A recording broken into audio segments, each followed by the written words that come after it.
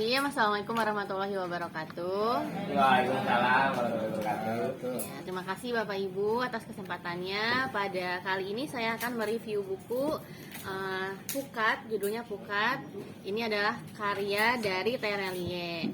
Nah, sebelumnya saya ingin menjelaskan dulu, Pukat ini merupakan serial anak-anak mama. Jadi Terelie ini novel-novelnya ada beberapa serial, diantaranya serial Bumi, yaitu judulnya ada banyak sekali ya, ada novel berjudul Matahari, Bumi, Bulan, Komet Mini, dan lain-lain, ada banyak sekali. Nah, yang saya baca kali ini adalah serial anak-anak mama. Jadi ini adalah novel tentang anak-anak mama. Jadi mama itu punya 4 anak.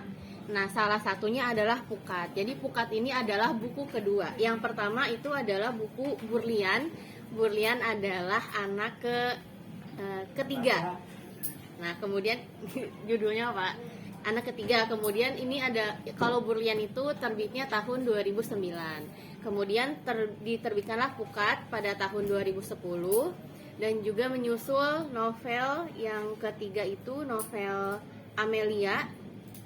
Amelia ini tahun 2011, dan juga yang terakhir itu adalah Eliana tahun 2013. Nah, kemudian pada tahun 2018 serial anak-anak mama ini diganti namanya jadi serial Si Anak Nusantara. Kemudian Terelie ini membuat lagi novel tentang mamanya gitu. Jadi tadi kan judulnya serial Si Anak Nusantara. Kalau Pukat ini adalah Si Anak Cerdas. Kemudian Burlian adalah Si Anak Spesial. Amelia adalah Si Anak Kuat. Eliana adalah Si Anak Pemberani. Dan juga Mama adalah Si Anak Cahaya. Nah, yang saya baca kali ini adalah yang kedua, novel kedua yang berjudul Pukat. Ada pengganggu.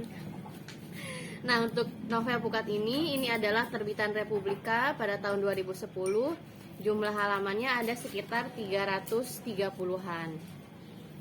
Nah, untuk bab pertama di novel ini menceritakan tentang perjalanan Pukat, Burlian yaitu adiknya, dan juga bapak dalam perjalanan kereta ke kota kabupaten.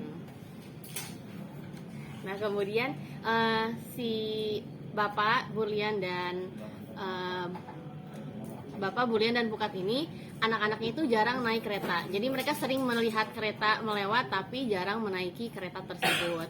Nah, Burlian ini kan terkenal dengan Si Anak Spesial. Jadi dia itu karcis keretanya nggak mau disimpan oleh bapaknya, maunya dipegang oleh dia sendiri. Nah, pada suatu ketika si petugas kereta itu datang untuk mengecek tiket dari masing-masing penumpang, dan Burlian ini panik bahwa tiket keretanya itu tidak ada. Dan bapaknya juga menakut-nakuti bahwa kalau tidak punya tiket dia akan diturunkan dimanapun dia berada. Jadi kalau misalnya di tengah hutan pun dia bisa diturunkan kalau tidak ada karcis. Nah, saking paniknya Burlian, dia sampai membuka baju dan celananya dan hanya meninggalkan celana dalamnya saja, saking paniknya.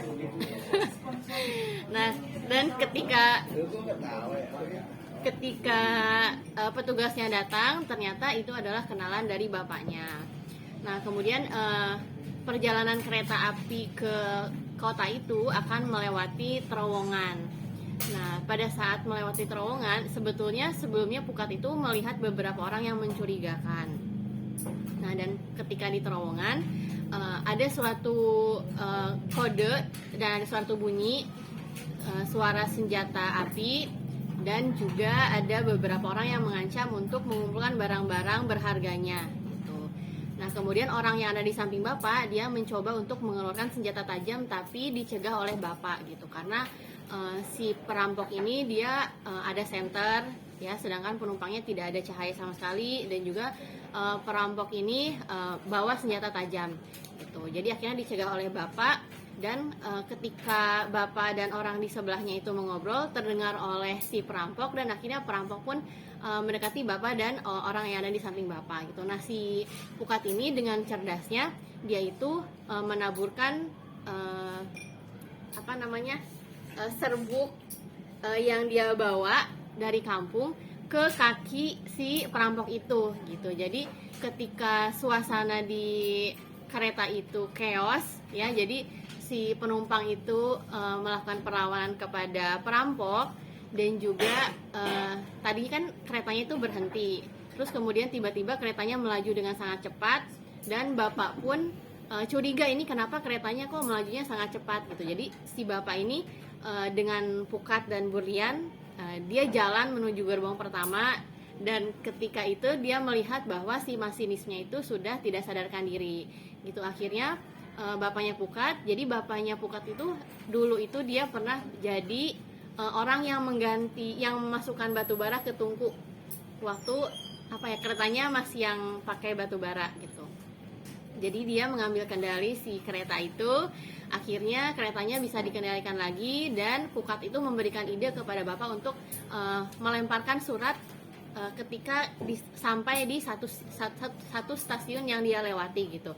Akhirnya surat itu pun diterima oleh petugas di stasiun itu dan memberikan kode atau memberikan pesan ke stasiun kota yang menjadi tujuan akhirnya, dan pada akhirnya sampai di stasiun kota itu sudah dikepung oleh tentara dan polisi gitu. Nah, kemudian bagaimana cara polisi dan tentara itu menemukan perampok itu berkat dari pukat. Tadi kan pukat sempat dia menaburkan suatu serbuk ya ke kaki perampok itu. Nah, itu pukat mengutarakan ide itu, dan akhirnya perampoknya bisa ditangkap gitu. Nah, itu adalah salah satu kecerdasan ya atau kepintaran dari pukat. Kemudian ada juga idenya suatu ketika di sekolah gitu, dia membutuhkan alat tulis, sedangkan di warungnya itu anak si ibu kantinnya sedang sakit. Jadi pukat harus mengambil alat tulis dan membayarnya itu uangnya tinggal ditaruh saja gitu. Nah, kemudian dia juga memberikan ide untuk ada kantin kejujuran gitu. Jadi akhirnya si kantin itu pun saya lupa kantinnya namanya siapa. Kantin itu pun akhirnya mengadakan kantin kejujuran. Jadi si ibu kantinnya bisa mengurus anaknya yang sakit, dan juga kantinnya tetap bisa buka gitu. Itu salah satu cerita dari pukat. Mudah-mudahan Bapak Ibu bisa membacanya kalau tertarik. Untuk kelebihan dari novel Terelie ini, banyak nilai moral yang ada di novel ini yang disajikan. Novel ini juga sangat imajinatif sekali. Kekurangannya mungkin ada beberapa kosakata yang saya tidak paham ya, mungkin karena keterbatasan kosakata dari saya. Sekian review buku dari saya. Kekurangan saya ya Pak. Saya tutup. Terima kasih untuk kesempatannya Bapak Ibu. Wassalamualaikum warahmatullahi wabarakatuh.